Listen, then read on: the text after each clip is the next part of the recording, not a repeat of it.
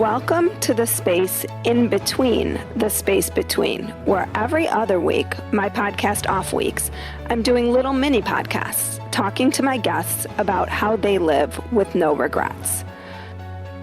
So today I have Amy Lipkin Gould, who was my guest just last week on the podcast, and we talked a lot about what happens to us when we die. And using the framework of death, I want to know the little things that you can do to live your life without regrets.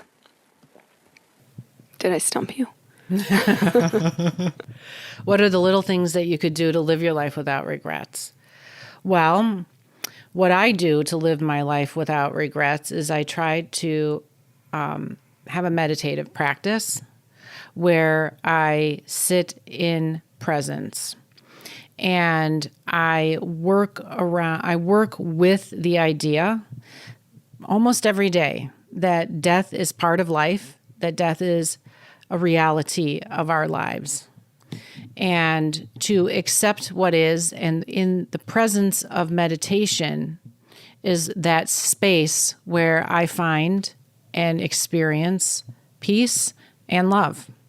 And I try to do this every single day. So today, other than your meditation, what is one thing you did or will do to live without regret?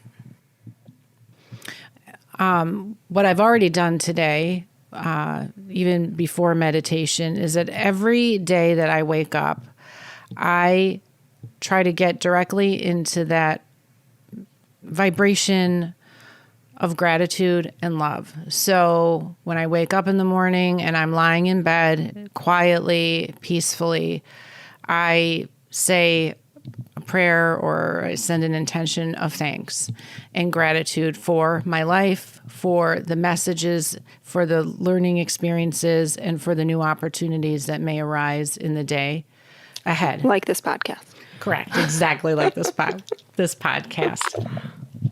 But that's what I do every day. And I send thank you to the earth, Mother Earth. I send a thank you to the divine, to the heavens, if you will. So a lot of people say prayers of thank you. And I've gotten into this habit of doing that because it really grounds me and it really sets the intention for the day to be present. But it sounds like when you're saying thank you about things that are, you're not saying thank you for, superficial things.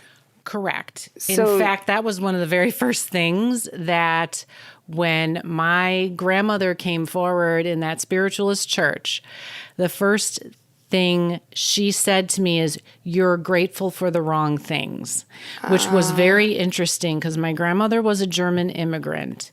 And she was very, very mindful of the things that she did not have. She even came to this country without a coat. She had 2 pairs of underwear. So I was raised around like, oh, we're grateful for the house and we're grateful for our clothes and so I was kind of in that space of that. So talking to the superficial, correct. I'm grateful for my health. I'm grateful for my family's health and for our well-being and I set an intention to live compassionately and to live kindly and to live presently for the love that I experience and that I'm open to the possibilities of opening that up more and more and more.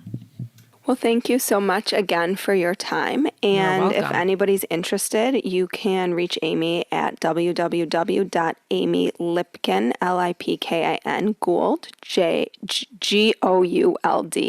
Gould.com. It's one word. And stay tuned next week for another episode of the Space Between podcast.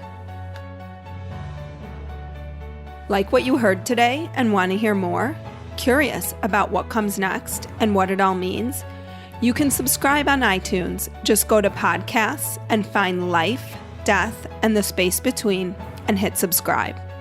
And you can follow me on Twitter and Instagram at Dr. Amy Robbins. Ask me any questions you might have, let me know what else you'd love to hear about, or just share your story. I can't wait to hear from you.